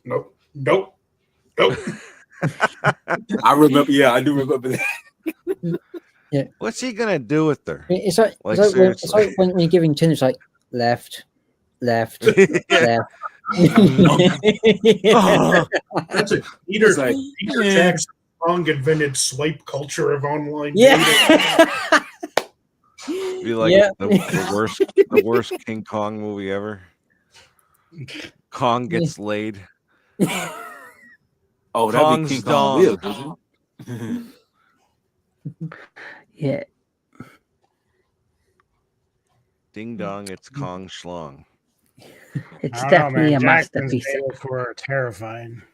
Look, We were you talking got to about that remember, last anything that's being imagined in film or just created by some random, artist, they will make a foreign version of that. I mean, that's just inevitable. It's just that's just facts. So. Bosono, Mr. Daniel Miller, the professor, is, a master linguist here. He has a way of explaining things in the most epic way. So why don't you explain and talk us through the final scenes of this movie? In the Do most we have any epic way sad possible? music you could play? Okay. All right, here we go. Yeah. The fight begins as Kong manages to reach the top of the Empire State Building. The aircraft in formation fly around, ready to take shots, one aircraft at a time. The bullets manage to graze Kong's skin, and he feels the pain, seeing blood from his wounds. He manages to down a couple of aircraft, which are in really... No, keep going. Yeah. He manages to down a few aircraft, which is a mixture of miniature and actual footage, which I think creatively was a good choice. Finally, the directors land the killing blow. Kong tries to have one last chance to hold Anne before falling like a rag doll off the Empire State Building. Now, seeing the shot, I would imagine him to fall somewhat away from the building, but if you just watch the shot, he's literally falling, grazing the walls of the building. It's like, what? Yeah. Physically, that's not working. But anyway, long story short, Jack and Carl come up to the building. Anne is saved. Kong is lying dead in the streets of New York, surrounded by all the onlookers. Denham's there, and everyone's like, well, that's the man that captured the beast. Oh, don't worry, the aircraft got him. Then he comes up with the famous ending lines. It wasn't the airplanes. It was beauty killed the beast. And then with Max Steiner's musical score, the film comes to a sad but definitive close, as we have that famous Hollywood crescendo with the end title appearing. Then the film cuts to black. Yes. And then we all cry. We all feel heartbroken that this poor innocent creature, who, yes, was large, yes, could be aggressive, but at the end of the day, it was a creature taken out of his habitat, with no will of his own, and forced to perform, basically, and just wanted to live in peace. Yeah. And so, as Denham said, a very sad... Yeah. So as Denham said, Kong could have stayed safe where he was, but he couldn't stay away from beauty. Yes. I have the same effect on men. But that's a story for a different tale. Okay. So, Mr. DJ Anubis, what's your overall thoughts of this epic, this kaiju classic epic? It stands the test of time, but it's not my favorite version. I still like the 76 and Jackson versions better. But I did enjoy going back and reviewing this because, again, Fay Wray still looks great in it. The story is still sad. It still hits you in the feels. It was kind of interesting to see just how much more brutal that Kong was in this. Like I said earlier, he's constantly throwing dudes in his mouth and using them as toothpicks, and then the chick that he manages to toss away. This is the most brutal version of Kong that I've seen in any of the incarnations that they put out there. So it's kind of interesting. Mm-hmm. Yeah. Mr. Anthony Jordan. Simple. One of the greatest movies ever made. I can't say anything more or less after that. Tony of the Dead. Oh, I think it's awesome. I love it. Glad I finally got to watch the whole thing. Now I'm gonna have to go buy it. I never owned this movie, so I definitely want to get a copy of my own. But yeah, I love the fact we find a movie Tony doesn't own. Or seen. Tony, if you can, I don't know if it's on the Blu-ray, but if not, look for this DVD. There's a special feature where Peter Jackson and crew recreated the Lost Spider Pit sequence, so you can see what that scene could have been like. Oh, nice. Nice. I will. Mm-hmm. And the moral of the story is women are trouble. Stay home. That's a given. And that's it had a huge influence on me. Yeah. See? Men are trouble too, though. Sometimes not. I don't know what you're talking about. Yeah. Mr. There Daniel are Miller. men that ruin it for the good ones. Let's put it that way. All right. King Kong, as Anthony and Anubis have said, it's a movie that stands the test of time, and it's one of the best adventure movies ever made. I was generally impressed by, on the back of the DVD, it said nothing about dinosaurs, yet for the first time you see a Stegosaurus, it's like, holy shit, there are dinosaurs in this movie. This has got a hell of a lot more cooler. But yeah, it's... Yeah, that's what I was saying to you earlier. Sorry. That's what I said to you earlier when I first seen this as a kid. I remember seeing it, and I've just seen the big ape King Kong, seen the title, and then I just thought it was going to be a movie about this giant ape on an island, and they had to rescue this woman from the ape. But then, like yourself, I was in awe of the fact that as it progressed, you were introduced to all the other creatures on the island, and it became just this bigger, larger than life adventure movie, bigger than I was expecting it to be. Which I think, if you're don't know the story of Kong and don't know much about it, it really, for me, is a beautiful surprise when you first see it all come together.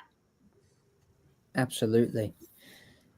Yeah, that's one of the many things I give this film props for, especially its special effects and how it matched together the live action and the stop motion performances. It really, for its time, was ahead of the curve in creating a sense of realism in what is an otherwise artificially created action scene, but brilliant for its time. And even by today's standards, it's still powerful.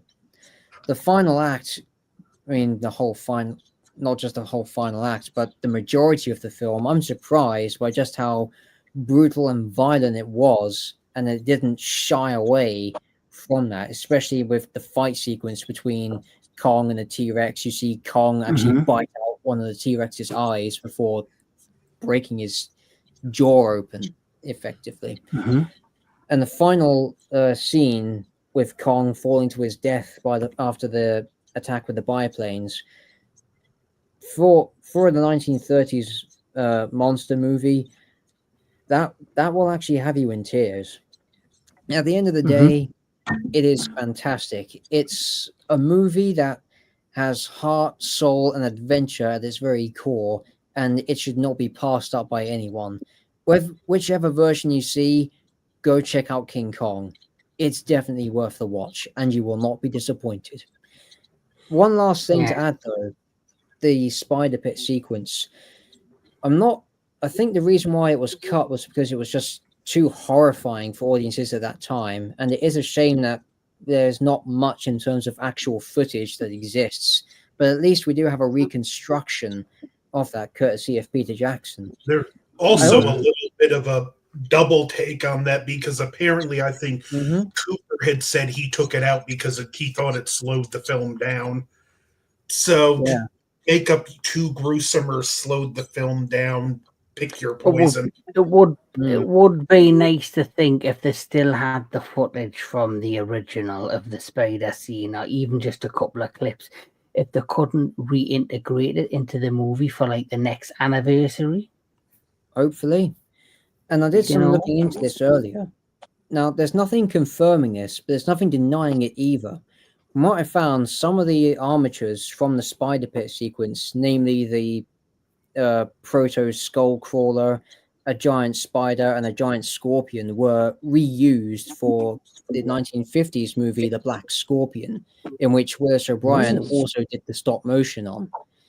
Now, if you've seen the movie, then you know the scene where they go into the pit and they see all the scorpions there. Then there's this trapdoor spider. Then there's this lizard thing, and the scorpions are having a free-for-all.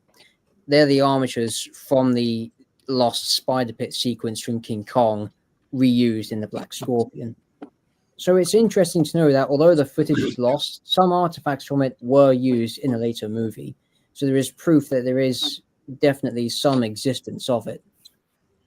You also keep in mind every little bit of the armature, every little finger digit and whatnot had to be handmade. Yeah, that's true. This was long before digital technology. So actually making monsters and dinosaurs and all that, there was a lot of meticulous time, effort, patience, and attention to detail put into making these. Whereas today, you could all do it with polygons, 3D models, CGI, CGI, even motion capture. Apparently, there was no other way. Back then, this was the way forwards. And apparently, because of how time-consuming it was in Hot, where they shot the slot dot motion, it was fairly common for crew members to break armatures just to get time off when it had to be repaired. Yeah, Mhm. Well, once again, Mr. Daniel Miller, the professor, nothing but amazing knowledge there, as always. Thank you. Yeah, that is very true. That does happen.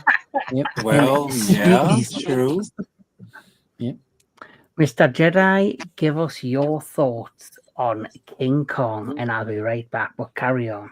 Well, as Steve was saying, it would make a good porn film, but no. Besides that, no. 33 Kong is an example of why it stands the test of time. Because let's be honest, if it wasn't for this film, you wouldn't have things like the Beast from 20,000 Fathoms. You wouldn't have Godzilla. You wouldn't have iterations of any other monsters that were coming out of, some kind of wave from other countries. It was Kong that has given other individuals, artists, to bring to life something that is completely their own. I mean, let's be honest. I mean, I've heard many stories, and it's always true that the masters of Toho special effects, and everything, they were influenced by Kong. They were influenced. I mean, true enough, it was other things like the Lucky Seven and all these things that inspired for Godzilla. But King Kong was the pretty much the seed that started that mentality of saying, let's do something of our own and let's see where it goes from here. And like I say, other iterations of films, especially during the 50s, came out. They were somewhat influenced by Kong itself. I mean, and through, like I say, through the years, many things have been influenced by King Kong. I mean, look at the famous, the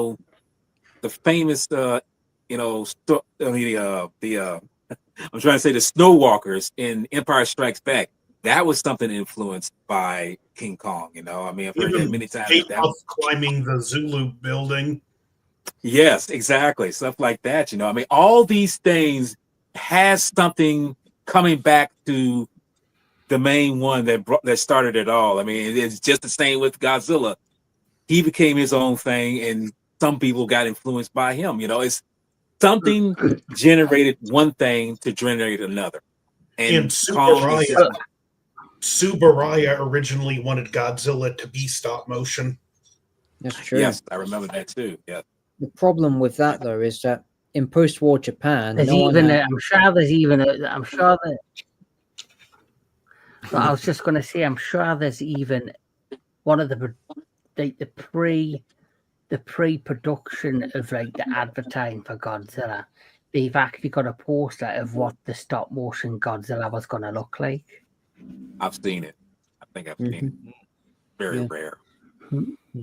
The problem was that in post-war Japan, no one had any experience or knowledge on stop motion.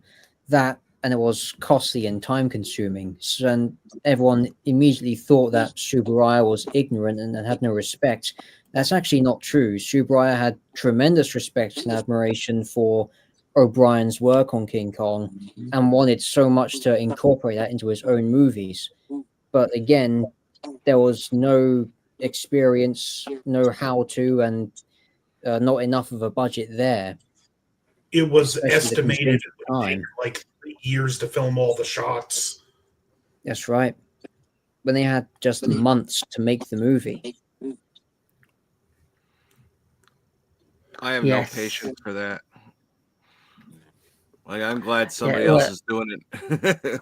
Well, it's like if you think about it, if you look at the likes of The Nightmare Before Christmas, that took, I think, over a year to make, and that's just using the stop motion footage.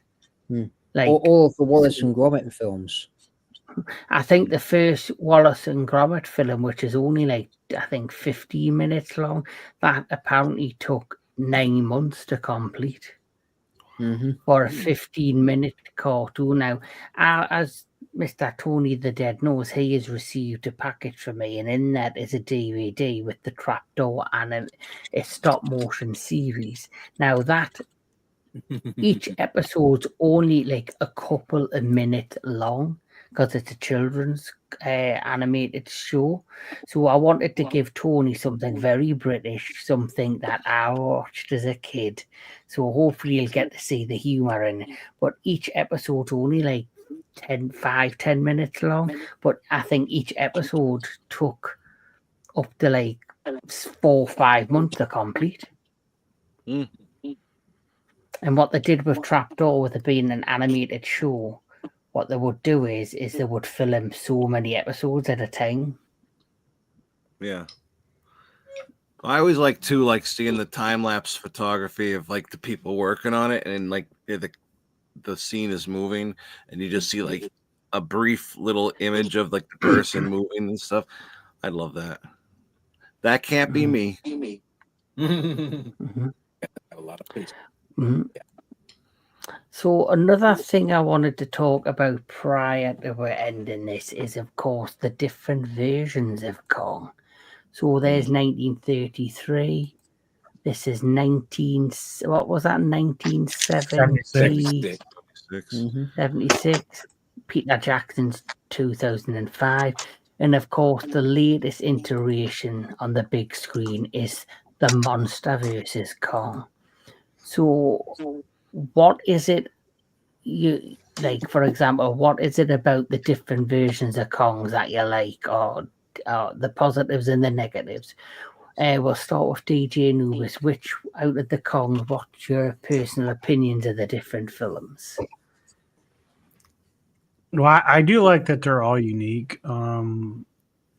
Because you have stop motion for the first one, then you have basically animatronics for 76, and then of course Peter Jackson uses a lot of CGI, which again looks fantastic the way he did it. I thought it was really, really great.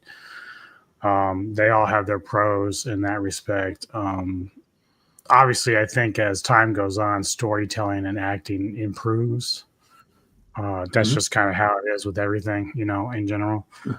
The only negatives I would say is that, and this is the thing I can appreciate about Skull Island, is that for the first time, the Monsterverse kind of gives us a chance to see Kong not die at the end of the film. Yes. We had now a chance to see him live beyond, because every time you go into a Kong film, you know exactly what's going to happen. We already know what the end's like. And so that's the only depressing part, because it is a very sad story overall when you think about it. But now that the Monsterverse is kind of going on, we get to see Kong outside of that box, where he's not just used up as a Beauty and the Beast type fixture. Definitely. Mr. Anthony Jordan.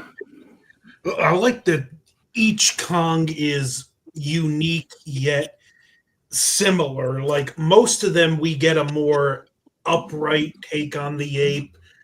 Believe it or not, even though I like the Peter Jackson version of King Kong, I don't like that they essentially made him a giant silverback gorilla. I prefer my Kong treated as his own species of ape, where he would have his own unique posture in mannerisms, and in like some of the versions, like you see the guy in the suit who I believe was actually Rick Baker, who designed it in the 76 one. He incorporated his own unique personality in the performance. In this one, like O'Brien, who was like actually like amateur boxing, you even see some of that incorporated, like when Kong takes a sucker punch at the T-Rex. So Kong, in addition to just being a great character, who's ever playing him or animating him, they also got a great palette to incorporate their own little personality touches to him that make each iteration of Kong stand out in their own unique way. I really like that it's not been cut and pasted. It's only what Kong should be. He's like the animator or suit actor's playground to make it their own. King Kong Lives, I've only seen that film, I'll be honest, once, and I really wasn't a fan of it. So yes, it is a film, but it's also a direct sequel to the first King Kong. and so I did kind of miss that out. But at the same time, if we're going to talk about Kong, I could have mentioned all of the Toho ones. But I was just trying to kind of stay focused on the original remakes, and of course, its influence, which is what we're kind of doing. Mr. Tony the Dead, have you seen all of the other versions of King Kong? The only other one I've seen is Skull Island. And like Daniel said, watching this, the original one, I didn't realize there was going to be like dinosaurs and stuff in it. Even though Skull Island, I was like blown away because I didn't know what to expect walking into that either. And then like when there's like the trees are actually legs and like things are like a stick bug is like huge and shit. It was like I was so blown away by it. So then seeing the stop motion in this one with the dinosaurs and that the skull, what is it? The skull Crawler. Skull Crawler. Skull crawler. Yeah, the Skull Crawler. Like it's just like it's just so cool. 100 years later, and how far it's been advanced and how it's still around. But I love Skull Island, and this was good too. So, but I do want to see the other ones. I just haven't ever checked them out.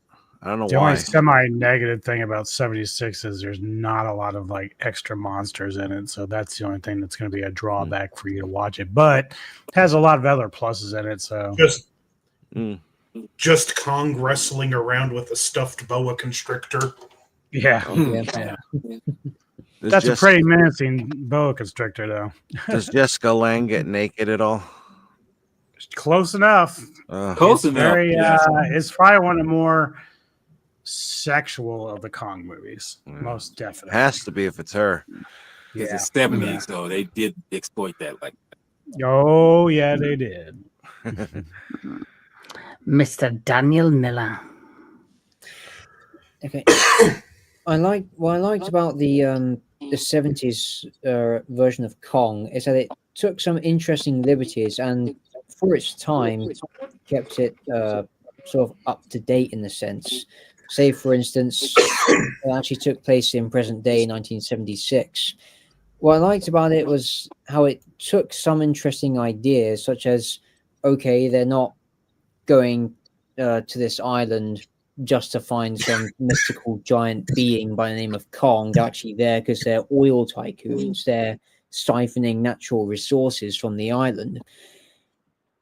Another thing I liked about the 76 Kong was for the climax, when they bring Kong back to civilization, I read that they actually built a full-sized animatronic Kong for that scene as he's basically put on display for all civilization to see. Then again, I was sort of surprised by having the climax change from the Empire State Building to the top of the Twin Towers, how that reflects Kong's twin mountains on his version of Skull Island. Yep. King Kong Lives, interesting sequel and wacky as balls, I'll just say. If you choose to watch it, you won't be disappointed, I'll just say that much. Peter Jackson's King Kong, in my opinion, it's probably a really good remake of any film that you could ask for. It doesn't take the original and try and one-up it, so it actually takes the premise, respects the source material, but does its own thing, while again set in the 1930s.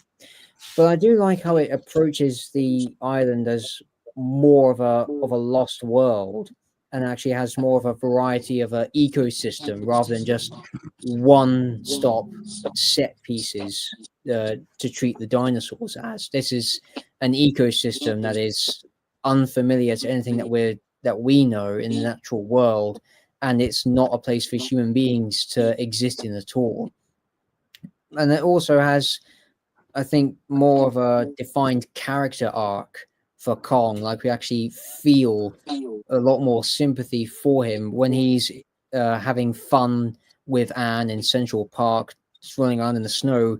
We actually feel that, and we sympathize with both of their characters for this relationship, and it makes it all the more heartbreaking when Kong falls off the Empire State Building to his death. Kong Skull Island is a solid reintroduction, not just of King Kong, but of the Skull Island itself. Again, it's another Lost World scenario, but it shows it in such a way that it fits into the formula of kaiju cinema, given that this is part of the MonsterVerse. That, and it sets up the rematch that has been long awaited for since 1962's King Kong versus Godzilla. What I like about it as well is that they changed the setting to the Vietnam War, like just after the Vietnam War, which was, and it felt like a Vietnam War movie. It had the music, the characters were very much from, like, you could imagine them in, You shouldn't have come here, man. Yeah. It's like if you take Full Metal Jacket with the idea of King Kong and put them into a blender, you get Skull Island.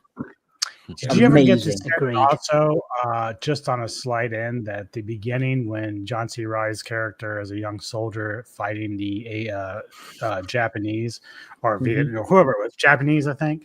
Yeah. It was almost like we didn't get to see the relation, but we got the feeling that they had like an enemy mine type of relation because they started out as enemies and then ended up being friends by the end of it. Yeah. Mm-hmm. I always thought that was cool. No, that was. That's another thing I was going to say about that too. John C. Reilly, I actually liked it, and he I didn't see 100% John C. Reilly. While when it's Jack Black, that's all I see. You know. Yes.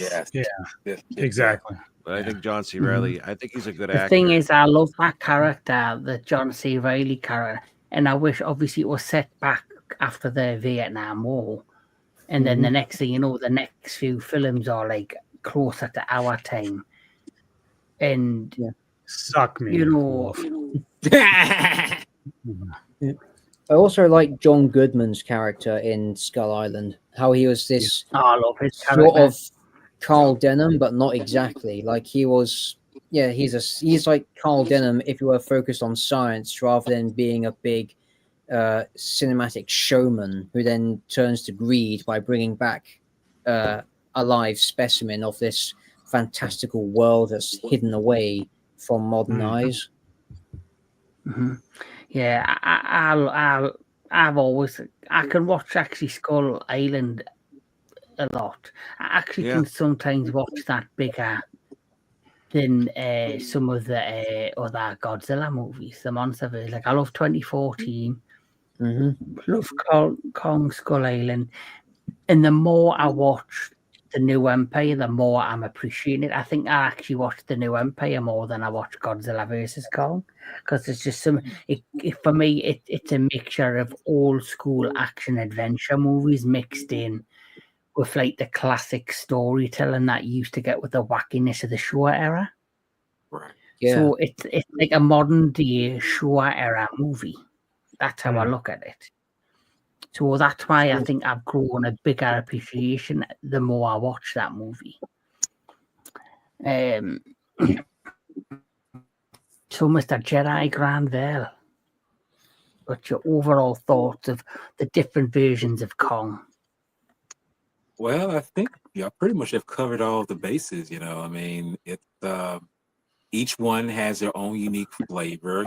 Each one is delivering something that's new and kind of fresh from something that's already been used before. And I find it enduring that the fact that even though these are focusing on the same character, the character is given a revamp.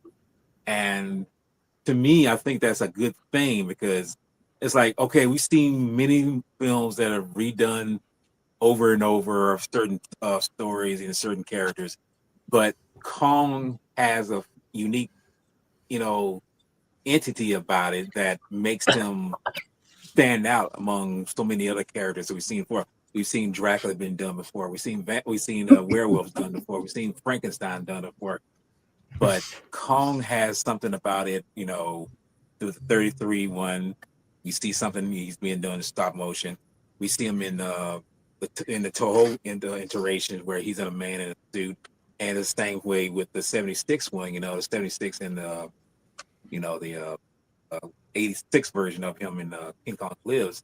But then when you get into the new digital arena, you realize that you can push the envelope with emotion, him emoting certain feelings, you know. I mean, especially in Peter Jackson's song, you know, and then we see him in So Alive, you see him really give off, you know, this sense of isolation or emotion, you know, in terms of like he might be the only one, you know. So it's all these things that I feel brings a different aspect of what this character is for almost nearly a century later. So whatever we get in later down the line in terms of like maybe when his 100-year, you know, birthday comes up, what will they bring to the table there? We don't know. But all I know is that he's been, you know, really giving us what we need and fill us with a lot of imagination. And hopefully, you know, like I say, the iterations that we've seen before, hopefully they'll still be able to top it with the further coming events coming in the future of film events. Yeah. When is the 100th birthday? Is it The two as 2033. 2033? Come on. I mean, So- month wise, I don't know. But I know We it's got a few 22, years but yet. 23. Yeah. We've got a few years left. The Wii is what told, It'll and I was thinking, oh, it must be coming up. I thought, oh, it's just around the corner. Yeah, right. It'll be here before you know it. Final thing, what would you rate King Kong 1933? Anubis? I'd give it an 8 out of 10.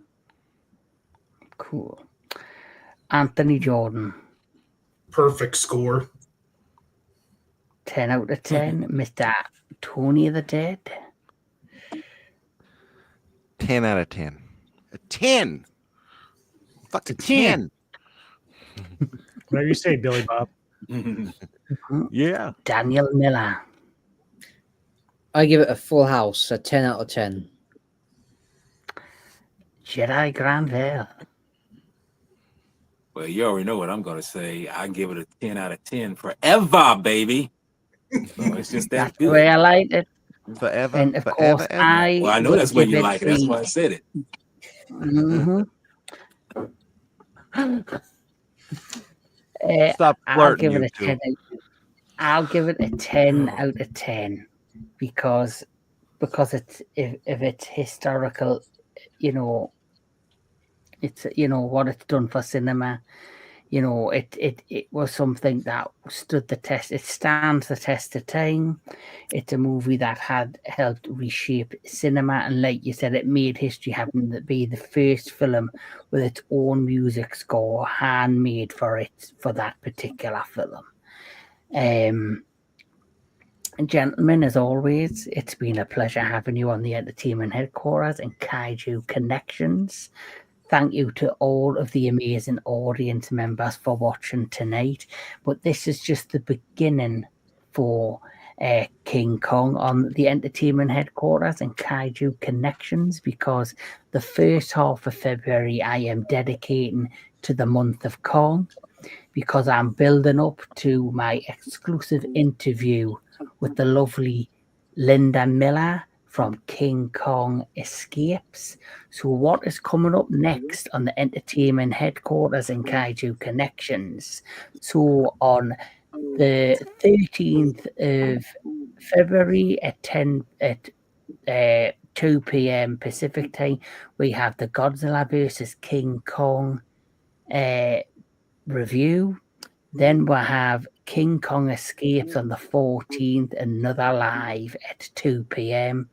And then we'll also, because it features the lovely Linda Miller, we'll be reviewing another movie that she starred in, The Green Slime 1968. And then coming that Monday, I will be releasing the interview with the lovely Linda Jo Miller. But that's what's coming up on the entertainment headquarters for now. But Mr. DJ Anubis, what is coming up on your channel? Well, tomorrow's a full slate of stuff, so I'll be kicking it all off with this guy over there as we do Behind Convent Walls, where nuns have more fun. And then about later, I'll be getting together with this fool over here to do the Golden Voyage of Sinbad. Yeah. Right, the seventh voyage of Sinbad. Yes, yes. There you go. And then later in the evening, I'll be actually joining Mr. Olvin. It was in chat. And Neko and I would be joining him for starting our own little bit of reviews for the James Bond films. And we're starting with Live and Let Die, our personal favorite, me and Neko. So we're kicking off I love that movie. Mm-hmm. And then Sunday, we'll be on Sci-Fi Century Channel do Conan the Barbarian. Yes. Yes, I'm very much looking. If I can try and watch that, I will. But I am working the next few days. So that's my reasoning for not being able to join you guys, is because I've got to work. People, I've got to work. It keeps him in the background well fed. Yeah, right. So Mr. I don't see anybody back there. Well, You have a gimp back there, don't you? Yeah, he's underneath the dressing down in the background. He's camera. What's his name? His name is. So it's actually called. It's actually Tony. Yes. So, Mr. Anthony Jordan, what's coming up on your channel? well, I have my Return of Godzilla-thon Destroy All Monsters review finished. I just have to upload it. Sunday, I'm going to be joining a few of you again on Sci-Fi Century for the Conan the Barbarian, and my next review. Just shoot. Did you go see Hard Eyes? He's going tonight. Nice. Oh, later. Yeah, I'm going to. I will do at least not a full review, but my thoughts video on that. But like Gotcha. my next full review, just shoot me now. Godzilla's Revenge. Ooh.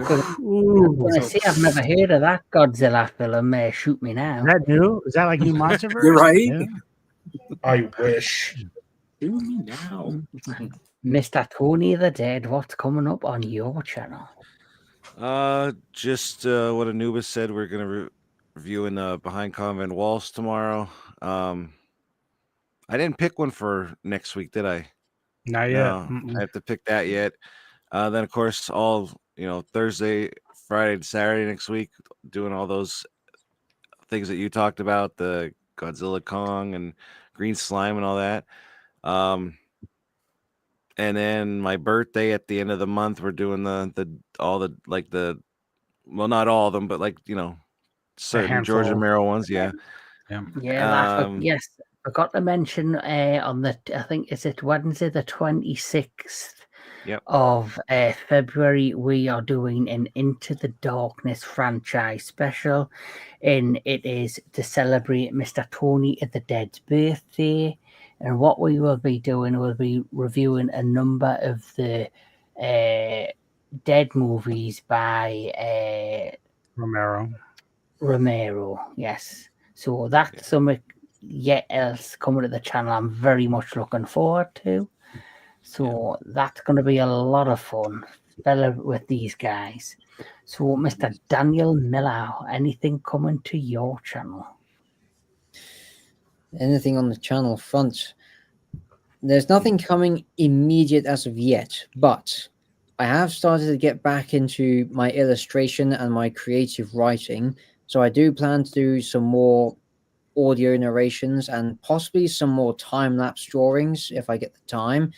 What I will say is never say never, and do keep checking the channel. I'm also going to be doing some more best of from my sketchbooks for my socials, so do keep an eye out on those. In the meantime, keep your eyes peeled and your ears down to the ground. Kind of hard to get my ears down. Hell yeah. Mr. Jedi Grand Fell, anything coming your way? Jam Fell. Where did Fell come from?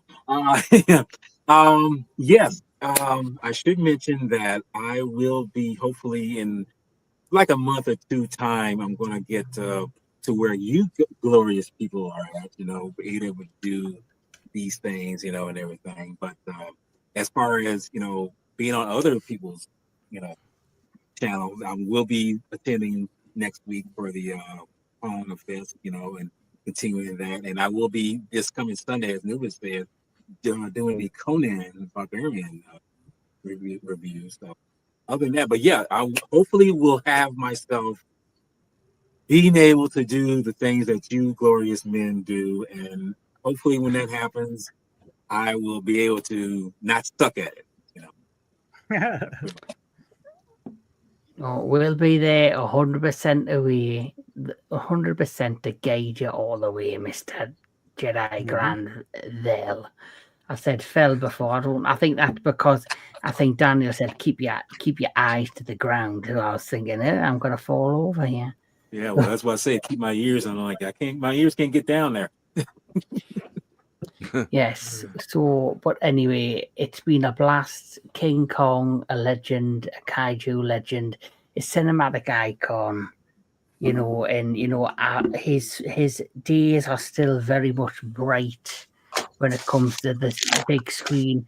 Of course, the MonsterVerse Kong has put a lot of more eyes on him, and he's is much loved now as he has ever been. And I'm believing in my heart of hearts that he will be the star of Monarch, Legacy of Monsters Season 2, and we also in 2027 be reintroduced to him in the third sequel within the MonsterVerse Godzilla versus Kong saga. So his future is very much bright. But as always, to all my amazing guests, thank you for joining me today. It's been an absolute pleasure having you, as always, on the entertainment headquarters. And for everybody that's tuned in tonight, I am overwhelmed by you all being here today. But we'll catch us all at the next one. And as Mr. Jedi Grand Velle always says, you better keep the kaiju love alive.